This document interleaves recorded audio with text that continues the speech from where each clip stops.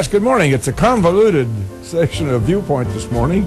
Our producer engineer, Mr. Ash, is a very, very busy young man this morning, and we're going to have to, in the interest of commercialism, Mrs. Busby. Yes. We are going to first discuss gold coins and collector's items and so forth with a gentleman named Craig Lynch, and I believe we have Craig on the phone now. And I better put the headphones on so I can hear what Craig has to say. Good morning, Mr. Lynch. Good morning. How are you this morning, sir? I'm doing great. It's a beautiful day. Well, we welcome you on Viewpoint. We have a little different modus operandi here this morning. And I have been out there personally. The last time, I suspect it was the same folks out there a few months ago. And you come out, you go to the Best Western, and you're interested in old coins and old silver, old musical instruments, Earl World War instruments. You take it from there and tell us what you're about, Mr. Lynch. Okay. Well, folks, we're paying on the spot this week for any kind of gold jewelry or gold coins, pre-1965 silver coins, guitars, antiques, and collectibles. You know, no one can pay more than the International Coin Collectors Association. This week in Lincoln, we are at the Best Western Lincoln Inn at 1750 Fifth Street. A lot of hot items right now are broken herringbone necklaces, old class rings, mismatched earrings. A lot of the ladies have earrings where they've lost one of them, or those chains break. You know, sterling silverware sets, silver coins like the pre-1965 quarters, Mercury and Roosevelt dimes, silver dollars, half dollars. But like you said, we're also interested in vintage guitars. We like war relics like old swords or bayonets, whether it's from the Civil War or whether it's from World War I or II, and especially those the old foreign stuff like German helmets and daggers and things like that. We also like old comic books like 10, 12, 15-cent variety, the really old ones, especially those superheroes in the early editions, and antique toys. You know, folks, if it's old gold or silver, we want to see it. I had a lady that brought in a couple of broken chains and mismatched earrings and a class ring and walked out with $387. Is this cash on the barrelhead then, Craig? What's that? Is this cash on the barrelhead? We don't carry cash, but we do pay on the spot. You know, we work with Chase Bank, one of the largest banks, and so I pay everybody on the spot. Okie doke. So I had another nice lady that brought in a few rings with the stones already taken out. Thin bracelet that was 10 karat, and she didn't wear anymore, an old military sword, and walked out with $688. Well, that's interesting. There must be a lot of people in the county, in the listing area, that have some things that they don't know what they want to do with, and how would they go about that then, Mr. Lynch? All they got to do is walk in, because I have folks here that all you got to do is come. You don't want to clean anything, sort it out, don't worry about it. We know what we can quickly go through it and tell you what's gold, what's not. You know, we can go through it. The average household has about $750 worth of scrap gold just sitting around that they don't realize. Yeah, I told my wife to gather that stuff up. I'm tired of seeing that stuff sitting around there. There you go. All right. Well, Craig, it's been nice to visit with you. You're going to be there at the Best Western at 1750 Fifth Street. By the way, they've done a great job of renovating that place. It's just really very nice. They've done a very, very nice job. And you're going to be there you're going to be here today. from now through Friday. Is that right? Well, no, you're here through Saturday. Yes, but we're here today through Friday, 9 to 6, and on Saturday, 9 to 4. And we are at the Best Western at 1750 Fifth Street. It's free to attend, so all they got to do is come to see us. Whether it's coins or anything, don't worry about cleaning it or sorting it. Just bring it and we'll take a good look at it. We have over $250,000 to spend this week. Oh, my goodness gracious. Well, we thank you. That's interesting information. Bill? And, yes, go ahead. Ask him if you can purchase, maybe somebody has sold to him a nice bracelet antique that somebody else would like to buy from him. Can a person do that? We don't sell anything at the show. All of it goes back to our corporate office, and they have a completely different division that does. Okay, all right. Well, that answers that question. Nothing that you get out there is for resale here in Lincoln. It goes right back to the corporate. Right. Okay, well, thank you very much, Mr. Lynch. We appreciate that information. Okay. All right, bye-bye now. Thank you. And we'll continue now with the Viewpoint modus operandi. We got a guest this morning we really want to talk with very quickly here. Kudos Mrs. Busby, I think it'd be appropriate if we might issue a kudo or two to the hospital board for being able to convey the old hospital property to. You don't need that. Let's see. By gosh, I just lost my headphone. I just lost my headphone. I wanted them to see your pretty face. Okay, no, seriously. They have conveyed the old property on 8th Street now to the city, and in that light, I'd like to issue a kudo to our mayor, Keith Snyder. He's been proactive with that, not going to just accept that and let it sit there. He's established a committee to try to get some advice and input on what to do with that, make it a nice park. I'm looking down. I hope I'm long enough to see it. I'm looking down the road here, no doubt. Seeing a very, very nice park in the central part of town there. And I think with a little planning and a lot of money, I'm sure that can really be some very, very, very nice. Well, and the Woods Foundation, of course, has once again stepped up to the plate and offered to help with the furnishing, if that's the word, of the parks. Yes, once again, the Woods Foundation, my goodness, they've been a force for good here in this community with all that they've been able to do. Well, did you have anything that you had something in front of you that you wanted to discuss here this morning? Yeah, well, we have kind of actually a two-pronged program this morning. You can turn the thermostat down. Yeah. We're plenty warm in here today. We're all having power surges in here today. We don't have one. But at any rate, Sally Litterly is our own Sally Litterly, who recently was honored. Sally, name the honor that you recently received. That's pretty neat, too. As the county clerk of the known world. I forgot you knew that. Yeah. I was nominated as the Illinois County Clerk and Recorders Association for my zone, which is in about 30 counties. That is so wonderful and so deserved. How in the world you keep all the balls in the air, I just don't know. I don't know either, because now I'm president then of the Illinois County Clerks and Recorders Association. Oh, good. You needed a little December. something to fill your spare time. Yeah. Right. Well, it's well known that I've always said that Sally was the best county clerk in 102 counties, and apparently others think so too, because they're giving her the accolade that she has earned. Most definitely. Not just awarded to her, she'd earned them. So, accolades that's very aren't neat. given, they're earned. Right? Sally, you're wonderful. I really believe that. Thank you. And Sally's going to talk about two things. October, of course, is Breast Cancer Awareness Month. Sally's going to talk for a minute about that, and then I'm sure you've all received by mail your new voter's card, and we're going to talk about that. And I have a paper here that's maybe a little more lengthy than I wish it was, but Sally, I'd like to share it with you and our listeners because I thought it was pretty fitting for our one of your hats that you're wearing today.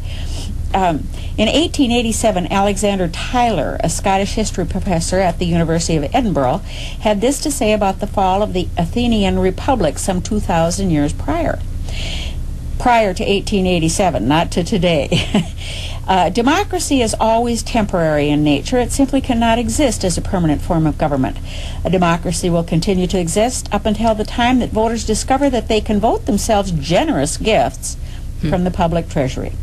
From that moment on, the majority always vote for the candidates who promise the most benefits from the public treasury, with the result that every democracy will finally collapse over loose fiscal policy, which is always followed by a dictatorship. The average age of the world's greatest civilizations from the beginning of history has been about 200 years. During those 200 years, these nations always progressed through the following sequence: from bondage to spiritual faith, from spiritual faith to great courage, from courage to liberty, from liberty to abundance, from abundance to complacency, from complacency to apathy, from apathy to dependence, from dependence back into bondage. The obituary of a democracy follows. born in 1776, died 2008. It won't hurt to read this several times. Professor Joseph Olson of Hamlin University School of Law in St. Paul, Minnesota, points out some interesting facts concerning the last presidential election. The number of states won by Obama, 19. By McCain, 29. The square miles of land won by Obama, 580,000. By McCain, 2,427,000. Population of the counties won by Obama, 127 million. By McCain, 143 million. Professor Olson adds, in aggregate, the map of the territory McCain won was mostly the land owned by the tax-paying citizens of the country. Obama territory mostly encompassed those citizens living in low-income tenements and living off various forms of government welfare. Olson believes the United States is now somewhere between the complacency and apathy phase of Professor Tyler's definition of democracy, with some 40% of the nation's population already having reached the governmental dependency phase. If Congress grants amnesty and citizenship to 20 million criminal invaders called illegals, that's for you, Bill, and they vote, they do, then we can say goodbye to the USA in fewer than 5 years. There couldn't be more at stake than the voting on November of 2012. And, end of story. You know, if I didn't know better, Jim, I thought that was me reading that. Writing it, I just read it. No, it's really pretty seriously, poignant. It's very, very telling about the need to vote. And each and every one of us, and I keep harping on that. Mrs. Litterly can tell us that on average, less than 20% on average, or about 20% of the voters that are registered show up to exercise this freedom that they have. That's generally true in an odd year election. It's even lower than that, which I think we've had that discussion before on your show and personally. Of how much those individuals that represent you on villages, parks, libraries, whatever boards, those small boards, affect your tax bill. And those that just paid their taxes need to take a close look at the rate, the tax rate on their tax bills, which is indicative of course, how much they pay in taxes. So those are very, very important elections that most people sit home on. Exactly. You know, Judith Kay, we kind of got off the track just a minute. We want to get back to the voting, and we had some changes, and Mr. Yoder is going to tell us about the new locations and so forth. But let's go back, honey, to this breast cancer awareness month that we have, because Mrs. Litterly can speak personally to this scourge that we have. And so I'm going to throw the ball, I'm going to serve one over the net to you. Well, I just want the people to be fully aware, Sally, of the necessity for mammograms and for examination, because this isn't a joke. People can have a long and happy life after they've kicked cancer, and they will if they start early. Now, you give us a testimonial, Sally Litterly. Oh, okay. Back in, I guess it was the end of November of last year, I had a mammogram as well and found out that I had had breast cancer. The fortunate thing for me was we caught it very early, and I was able to get it treated and back on the road to recovery. And 6 months later, had my examination, and I'm doing fine, and all my blood tests came back okay. But the thing is, if I would not have had a mammogram regularly, like I do every year, they wouldn't have been able to notice that I had something there. There was an anomaly. That's what's so important, is for women to go in and get their regular breast cancer screenings. And this is Breast Cancer Awareness Month, October.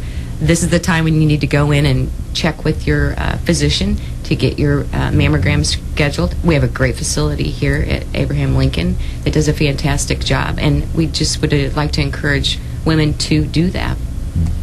And I defy anybody to tell me they don't know anyone who's ever suffered from this, because it's rampant. Yeah, you know, it's so funny that after that happens, you find so many people that it affects. Cancer affects most people, But when you find someone else that you share that relationship with that has gone through breast cancer, and on Thursday there's a breakfast at Lincoln College that the Courier is putting on. It's a breast cancer awareness breakfast, and it's luncheon. It's from noon to 1:30, I believe. Great. Bear that in mind. Get a ticket. This Thursday morning. Yeah, I'm sorry, I said morning. It's Thursday at noon. At noon. Mm-hmm. Okay. At Lincoln College, the dining hall there. Mm-hmm. It would be appropriate to. You need to have advance tickets, or can you show up? Well, they were in the newspaper where you could apply for the ticket and you could fax them that. I would assume that you could just contact the Courier if you knew that you were going to be there. I'm sure they want a lunch count, so that would probably be the best thing to do, to call the Courier.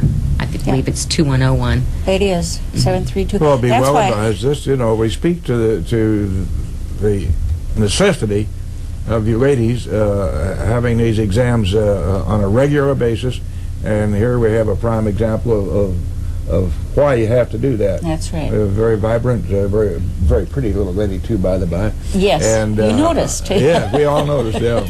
Anyway, we're delighted to share that information with the public. It's so important. Now let's get back to politics here. Tell us about any changes that we need to be aware of, Mrs. Litterly. Sure. Well, we have several changes, and because of the census, that allowed us to make these changes. And the county board voted back in June to consolidate some of our precincts. We went from 45 precincts to 29. And the reason for them doing that actually was a very good reason, and that is we needed to take some of these areas that have low amounts of voters that are within those areas and consolidate them with other areas. Well, in Lincoln, for example, we went from several different polling places with 5 judges each to East Lincoln. One polling place will be Lincoln Christian Church in the Fellowship Center, or they call it the Youth Center. It's a great big auditorium-like room. Is that where you are? Yes. I've been there for years. Yeah. And it's something that will be familiar to many East Lincoln people, because there were always several polling places in there. Right. So they and a lot of their friends will be going there. Right. So everyone in East Lincoln will vote there at the Christian Church, Lincoln Christian Church, which is there on McLean and Hamilton, I believe, is the street address. When you walk in, you'll see a I don't want to call this. It's a large upright pole, if you will, boxed type thing that'll say your precinct number on it right by where your precinct is. Those are new things we're getting, Judy. In addition to that, you'll have a lovely greeter, which Judy Busby is going to be one of our greeters when you walk in, if you don't know your new precinct number. So perhaps you're in East Lincoln 1. You used to be East Lincoln 6. Right. You walk in and you look for East Lincoln 6, you're like, oh no, that's not where I go. I forgot. What is my precinct? Well, Judy's standing right there, and she'll look up your number and see William Gossett. Bill, you go right over there to East Lincoln 1. So the directional, the way that we're going to direct people won't be so difficult. It sounds like a lot of people in one place. However, we got early voting going on, and that's another thing that we'll briefly talk about too. That Early whole voting. time we'll have early voting, no excuse absentee voting, so that brings a lot of people into the courthouse to vote. So we might have maybe 15% and hopefully 20% of the people that are already voting coming in to cast their ballot there, which frees up the polling place on election day, so there's not as many people in the polling place. No traffic jam. Yeah, and there'll be more than one machine, so to cast your ballot, everybody votes on the same machine, and the judges will distribute the ballots at the end of the night, just like we've always done. Right. Now in West Lincoln, it's just a little bit different. They're a little bit larger. So all the precincts, with the exception of 2, which used to be West Lincoln 7 and 11, now they have new numbers. I believe it's 4 and 7 now. 4 and 7 will go to the American Legion, excuse me, like they have been, and the rest will all be going to Jefferson Street Christian Church. there's hardly any other changes. In Atlanta, we consolidated all the precincts into one. They all voted there anyway, but now they are one precinct. In Mount Pulaski, they all voted at the Legion there, and now they are two precincts. Mount Pulaski is quite a large township, so we put them all together there. And also in Elkhart, Elkhart Township is very large as well, and they had two precincts. They had Elkhart 1 and Elkhart 2. We consolidated those, and Cornland no longer has a polling place there. The last election, they cast 26 ballots, so it's very difficult to justify 5 election judges their machine coding all the ballot styles when you can incorporate that with already the same ballot styles as Elkhart 1. So they got moved.